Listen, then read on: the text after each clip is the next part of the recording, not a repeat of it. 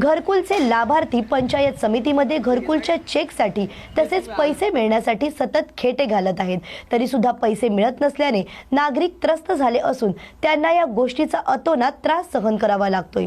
याच्या निषेधार्थ अनुसूचित जाती आणि जमाती विभागाचे अध्यक्ष रमेश सावळे यांनी सोमवार दिनांक 21 जुलै 2025 रोजी अंजनगावच्या पंचायत समिती समोर आंदोलन करण्याचा इशारा दिला।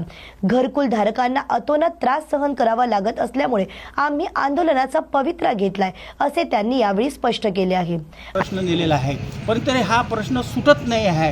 कुठेतरी याला कायद्याची चौकट देऊन हा प्रश्न सुटला पाहिजे।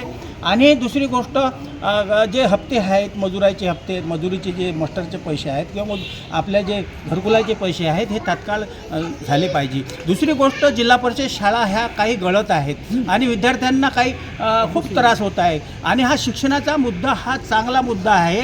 हा शासनाने तिच्या ग्रामपंचायत लोकप्रतिनिधींनी हा सर्व राबवायचा आहे, जेणेकरून विद्यार्थ्याला कापूस सहित अनेक लोक त्रस्त झालेले आहेत। माझी लोकप्रतिनिधींना विनंती आहे की आपल्या स्तरावर त्या शाळेच्या ज्या देखभाल दुरुस्ती असतील त्या कराव्यात आणि शासनाला विनंती आहे की त्या शाळा, जिल्हा परिषद शाळा दुरुस्त कराव्यात। तसेच मजुराचा हा प्रश्न आहे आणि वृद्ध शेतमजुराला सुद्धा पगार भेटत नाही, भनभन फिरत आहेत आणि त्यांच्या KYC प्रॉब्लेम असो किंवा त्यांचा अन्य म्हणजे KYC आधार अपडेट अनेक प्रश्न त्या मार्गी लागत नाही आहे। त्यामुळे मी शासनाला, तहसीलदाराला, सर्व प्रतिनिधींना, आपल्या शासनाच्या अधिकाऱ्यांना विनंती करतो आहे। आता मॅडमला आपण भेटले, आपण मॅडमला काय सांगितलं आपल्याला? मॅडमने सांगितलेलं आहे की तुमचे प्रश्न जे रोजगार सेवकांचा जो मीटिंग घेऊन किंवा आपले हे घेऊन हे प्रश्न सोडवण्यात येतील। आपली भूमिका त्यामागे आपली भूमिका काय आहे? मग आपली भूमिका हेच राहील की जनतेचे प्रश्न सुटावेत, लोकांना तात्काळ न्याय मिळावा, त्यांना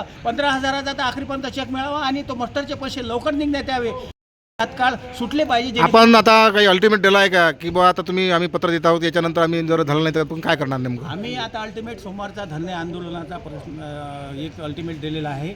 आमचे हे प्रश्न सुटले नाही तर धरणे आंदोलन आम्ही सोमवारी करणार आहोत पंचायत समितीसमोर आणि ह्या लोकांच्या लोकप्रश्नासाठी हे आम्ही सदैव कार्यरत राहू आणि सदैव करणार आहोत।